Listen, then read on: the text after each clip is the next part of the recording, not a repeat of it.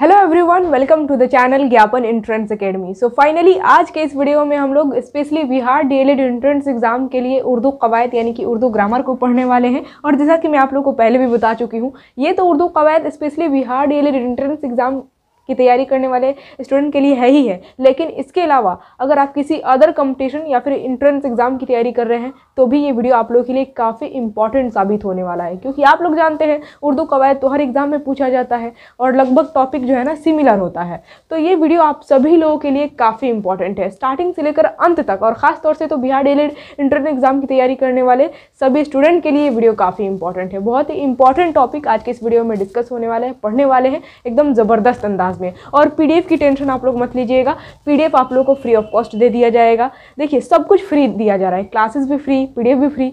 सोचिए Bihar DElEd entrance exam की तैयारी लोग जो है ना, बहुत सारे लोग हैं पेड कोर्स के जरिए कराते हैं, लेकिन ज्ञापन एंट्रेंस एकेडमी एकमात्र ऐसा चैनल है जहाँ पर बिल्कुल फ्री तैयारी कराई जा रही है। और सिर्फ उर्दू सब्जेक्ट ही नहीं, और all subject, mathematics, Urdu, science, SST, Hindi, English, all subject की तैयारी, ठीक है ना। तो बस इसके बदले में हम आप लोगों से यही चाहते हैं कि आप लोग वीडियो को जितना ज़्यादा हो सके शेयर करें, लाइक करें। लाइक तो बस एक ही बार किया जाता है, लाइक एक बार और एक बार करें। जितना ज़्यादा हो सके शेयर करें, चैनल को जितना ज़्यादा हो सके आप लोग सब्सक्राइब करवाएं दूसरे लोगों से। आप लोग तो खुद सब्सक्राइब करके रखे हुए होंगे। और पीडीएफ कहाँ से मिलेगा, जैसा कि मैं आप लोग को बताई भी हूँ, पीडीएफ टेलीग्राम चैनल से आप लोग को लेना है। अगर आप लोग टेलीग्राम से नहीं जुड़े हैं तो ज्ञापन एंट्रेंस एकेडमी जो यूट्यूब चैनल का नाम है वही टेलीग्राम चैनल का भी नाम है, ज्ञापन एंट्रेंस एकेडमी सर्च भी कर सकते हैं। नहीं तो टेलीग्राम चैनल का लिंक इसी वीडियो के डिस्क्रिप्शन में भी डाल दिया गया है। अगर आप लोग ढूंढना नहीं चाहते तो डिस्क्रिप्शन में लिंक डाल दिया गया है, आप लोग वहाँ से भी टेलीग्राम चैनल से जुड़ सकते हैं, ठीक है। और वहीं पर आप लोग को फ्री पीडीएफ दिया जाएगा, और हो सकेगा तो आप लोग उसका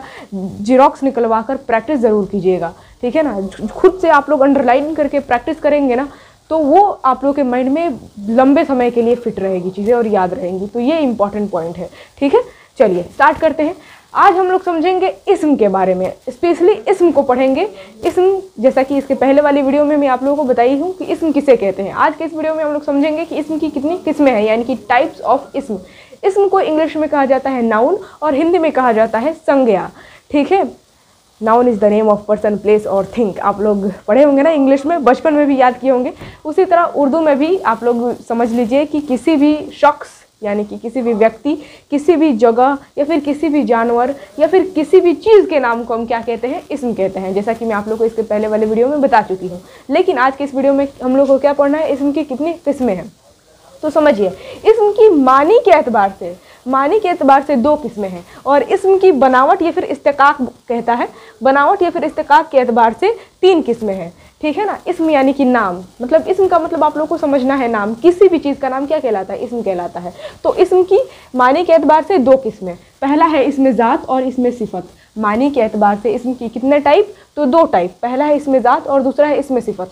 इसमें ज़ात उस तरह के इस्म, उस तरह के नाम को कहते हैं जो नाम हकीकत को जाहिर करे, यानी कि जिसका वजूद इस दुनिया में हो, उस चीज़ के नाम को हम लोग क्या कहते हैं, इसमें ज़ात कहते हैं। जैसे कि महमूद नाम का कोई बंदा है, उसका वजूद है इस दुनिया में, तो महमूद नाम क्या कहलाएगा, इसमें ज़ात कहलाएगा। उसी तरह कलम, मार्कर, किताब वगैरह, मतलब ये जितने भी इनका वजूद ये हकीकत में है इस दुनिया में, तो इस तरह के नाम को क्या कहेंगे, इसमें ज़ात कहेंगे। उसी तरह दीवार, ठीक है, घड़ी, कैमरा वगैरह जितनी भी चीज़ें हैं जिसका वजूद इस दुनिया में है, जो हकीकत को जाहिर करते हैं, उसको कहा जाता है इसमें ज़ात। ये ज़्यादा टफ है नहीं, बताइए टफ है, बहुत ज़्यादा आसान है। और जो दूसरा टाइप है वो है इसमें सिफत। इसमें सिफत को इंग्लिश में कहा जाता है एडजेक्टिव और हिंदी में कहा जाता है विशेषण, यानी कि जो नाम किसी की विशेषता को बताए, यानी कि क्वालिटी को बताए, उस तरह के नाम को कहते हैं हम लोग इसमें सिफत। मिसाल के तौर पर देखिए, लिख दी हूँ खूबसूरत लड़की, लड़की की खूबसूरती जाहिर हो रही है, यानी कि लड़की कैसी है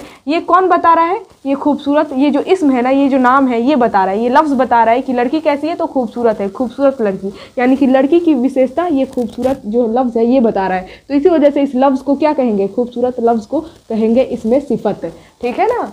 और जिसकी विशेषता बताई जाए, यानी कि जिसकी क्वालिटी बताई जाए, उसको कहा जाता है मौसूफ। तो लड़की हो जाएगी मौसूफ। ध्यान दीजिए, एक बार फिर से बात सुनिए। देखिए, जिस लफ्ज़ के ज़रिए किसी चीज़ की विशेषता बताई जाए, क्वालिटी बताई जाए, उस लफ्ज़ को कहते हैं हम लोग इसमें सिफत। लेकिन जिसकी क्वालिटी बताई जाए, जिसकी विशेषता बताई जाए, उसको कहते हैं मौसूफ। खूबसूरत लड़की, लड़की की क्वालिटी बताई जा रही है तो लड़की हो जाएगी मौसूफ। और किस लफ्ज़ के ज़रिए? तो खूबसूरत लफ्ज़ के ज़रिए। इसी के ज़रिए ये लिखा है, तभी तो हम लोग समझ पा रहे हैं कि लड़की कैसी है, खूबसूरत है। तो ये जो खूबसूरत है ये हो जाएगा इसमें सिफत, लड़की हो जाएगी मौसूफ। उसी तरह लाल टोपी, लाल टोपी में बताइए सिफत कौन है और मौसूफ कौन है? ज़रा कमेंट में भी लिखकर आप लोग बताने की जहमत कीजिएगा, ठीक है ना, ताकि प्रैक्टिस भी होते रहे। कमेंट में लिखकर बताइए लाल टोपी में इसमें सिफत और मौसूफ कौन है? लाल टोपी में टोपी हो जाएगा मौसूफ, क्योंकि टोपी की क्वालिटी बताई जा रही है कि टोपी कैसी है, तो लाल है। तो टोपी हो जाएगा क्या? मौसूफ। और ये जो लाल लफ्ज़ है ना, ये जो इस्म है, ये इस्म लाल, इसको क्या कहेंगे? इसमें सिफत कहेंगे, जो कि विशेषता बता रहा है टोपी की। तो टोपी मौसूफ और लाल इसमें सिफत, ठीक है। उसी तरह तेज घोड़ा, देखिए तेज और घोड़ा, तो घोड़ा कैसा है? तेज है। किसके ज़रिए हमें पता चल रहा है? कौन से लफ्ज़, कौन से इस्म के ज़रिए पता चल रहा है? तो तेज के ज़रिए, यानी कि घोड़ा कैसा है? तेज। तो ये जो तेज इस्म है ना, इसको क्या कहेंगे? इसमें सिफत कहेंगे। और घोड़ा क्या हो जाएगा? मौसूफ हो जाएगा, क्योंकि घोड़ा की विशेषता पता चल रही है हमें। उसी तरह सफ़ेद भैंस, भैंस कैसी है? तो सफ़ेद कलर की है। तो भैंस तो हो जाएगी मौसूफ, क्योंकि भैंस की क्वालिटी बताई जा रही है कि भैंस सफ़ेद है, ठीक है। तो भैंस तो हो जाएगी मौसूफ, लेकिन सफ़ेद, ये जो इसम है लफ्ज़ सफ़ेद, ये क्या कहलाएगा? ये इसमें सिफत कहलाएगा, ठीक है ना। वगैरह वगैरह बहुत सारे आप लोग को लफ्ज़ देखने को मिलेंगे जो कि इसमें सिफत कहलाते हैं। तो यहाँ पर हम लोग मानी के एतबार से इसम की दो किस्में तो समझ लिए। बताइए टफ है? बहुत आसान है। सारे टॉपिक को आप लोग को कवर करा दिया जाएगा एकदम हंसते खेलते, और आप लोगों को लगेगा भी नहीं कि टफ भी होता है उर्दू, ठीक है ना। आगे बढ़ते हैं। बनावट या फिर इस्तेकाक के एतबार से इस्म की कितनी किस्में हैं? तो 3 किस्में हैं, यानी कि इस्म बनते कैसे हैं बनावट के लिहाज से, बनावट के एतबार से इस्म की 3 किस्में। पहला है इसमें जामिद, दूसरा है इसमें मस्दर, और तीसरा है इसमें मुश्तक। इसमें जामिद उस तरह के इस्म, उस तरह के नाम को कहते हैं जो इस्म किसी दूसरे लफ्ज़ से ना बना हो और ना ही उससे कोई दूसरा लफ्ज़ बने, उस तरह के इस्म को क्या कहते हैं? इसमें जामिद कहते हैं। हमारी बात को ज़रा गौर से सुना कीजिए आप लोग, बहुत ही इंपॉर्टेंट और बहुत बारीकी बात मैं बताती हूँ।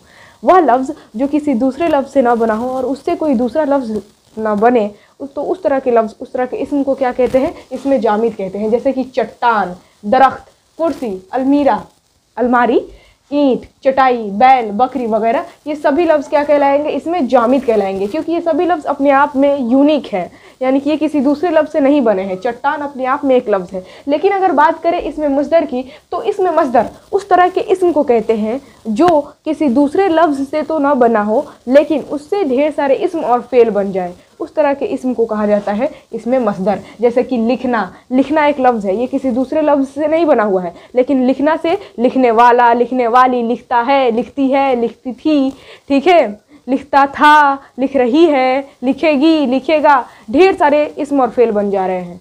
तो इसी वजह से ये जो लिखना इस्म है ना, इसको क्या कहेंगे? इसमें मस्दर कहेंगे। उसी तरह पढ़ना, पढ़ना ये क्या है? इसमें मस्दर है, क्योंकि इससे पढ़ने वाला, पढ़ने वाली, पढ़ती है, पढ़ता है, ढेर सारे इस्म और फ़ेल बन जाएंगे। इसी वजह से पढ़ना को क्या कहेंगे? इसमें मस्दर कहेंगे। खाना, पीना, चलना फिरना, दौड़ना, तो ये सभी इस्म इसमें मस्दर कहलाएंगे, ठीक है ना। और इसमें मस्दर पहचानने का ट्रिक है कि उसके लास्ट में ना देखने को मिलता है। जैसे कि लिखना के लास्ट में क्या है? ना है। पढ़ना के लास्ट में ना है। खाना के लास्ट में ना, पीना के लास्ट में ना, चलना फिरना, दौड़ना, जितना भी लफ्ज़ है, जितना भी इसमें, उसके लास्ट में ना देखने को मिलेगा, वो इस्म क्या कहलाता है? इसमें मस्दर कहलाता है, ठीक है ना। तो ये चीज़ ध्यान में रखिएगा कि इसमें मस्दर के लास्ट में क्या होता है? ना होता है। ये पहचानने का ट्रिक है। लेकिन कुछ ऐसे भी लफ्ज़ होते हैं जिसके लास्ट में ना होता है, लेकिन वो इसमें मस्दर नहीं होते हैं। जैसे कि नाना, नाना के भी लास्ट में क्या है? ना है, लेकिन नाना से आप क्या बना सकते हैं?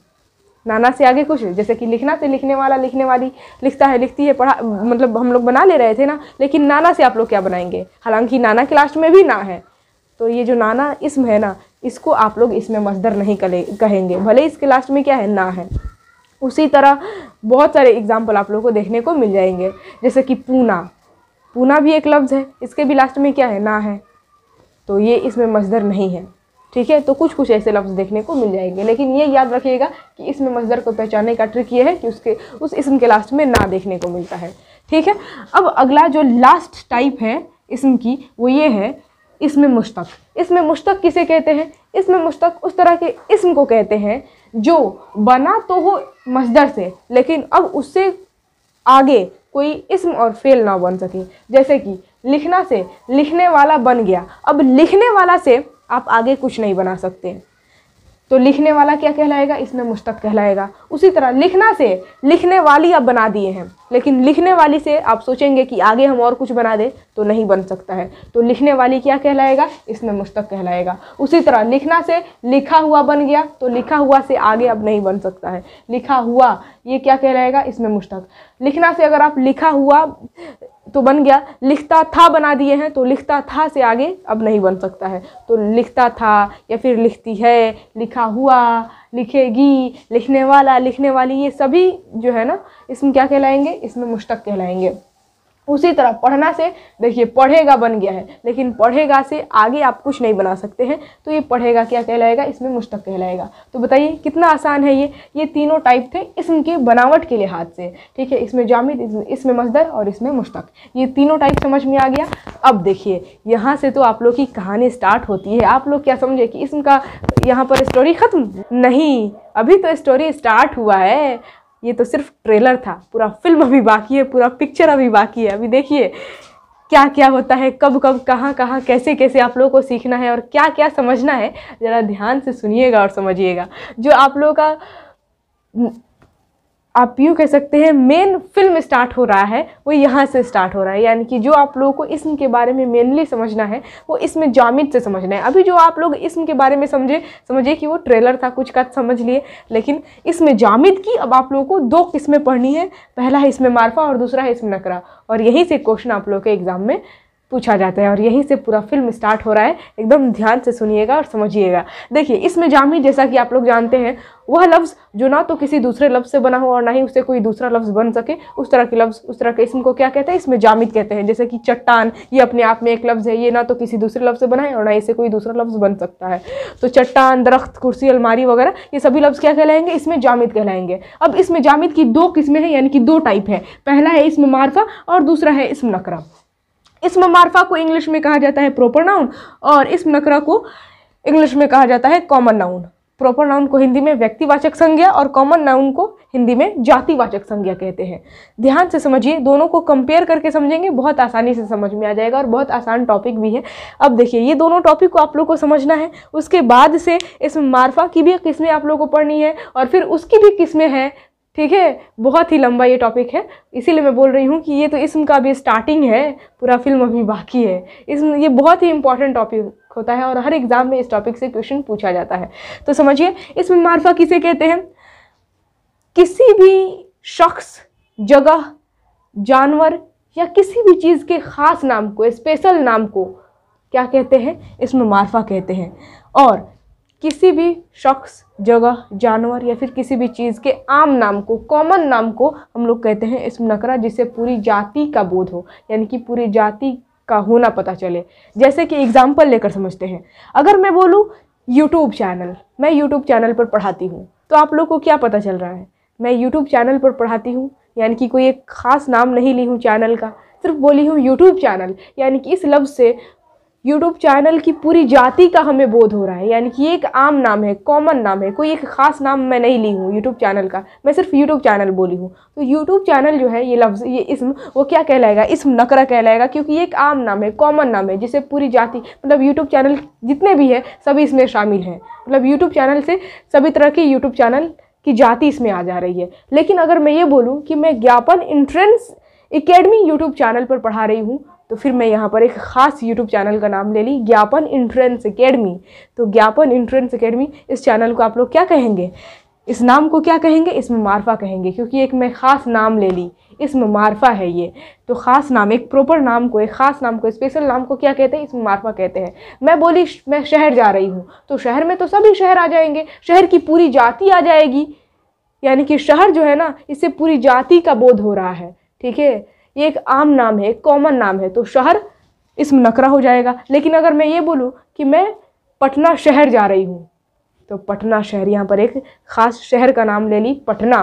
तो पटना एक ख़ास नाम है ना, स्पेशल नाम है ना, तो पटना को क्या कहेंगे, इसमें मारफा कहेंगे। तो देखिए एग्जाम्पल मैं लिख दी हूँ मैं, पटना शहर, को है हिमालय, यानी कि हिमालय पर्वत जो है, कोह का मतलब होता है पर्वत, पहाड़, तो को है हिमालय। सलीमा मतलब लड़की में बोलूँ तो लड़की में सभी तरह की लड़कियाँ आ जाएंगी, ठीक है। लेकिन एक ख़ास नाम, एक ख़ास लड़की का नाम ले ली सलीमा, तो सलीमा क्या कहलाएगा, इसमें मार्फा कहलाएगा। एक ख़ास लड़की का नाम ले ली समीरा, तो समीरा क्या कहलाएगा, इसमें मार्फा कहलाएगा।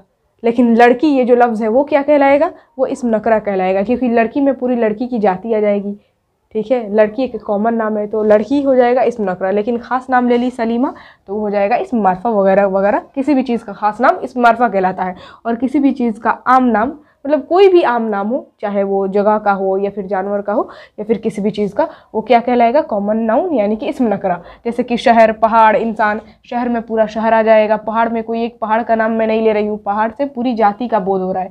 पहाड़ एक कॉमन नाउन है यानी कि इस्म नकरा है। उसी तरह इंसान, इंसान भी क्या है, इस्म नकरा है। ठीक है, तो आई होप आप लोगों को यहाँ तक तो इसमें जामिद की दोनों किस्में, इस्म मार्फा और इस्म नकरा, समझ में आ गया होगा। अब हम लोग अगले वीडियो में अगले टॉपिक को समझेंगे, जैसे कि इस्म मार्फा की अलग अलग किस्मों के बारे में आप लोगों को पढ़ना है, और फिर उसमें भी उसकी और किस्में हैं।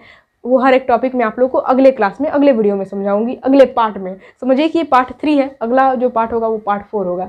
ठीक है, तो अगले पार्ट में हम लोग समझेंगे, क्योंकि आज का ये वीडियो लंबा भी हो गया है और ज़्यादा लंबा हो जाएगा तो फिर अपलोड करने में भी दिक्कत हो जाता है।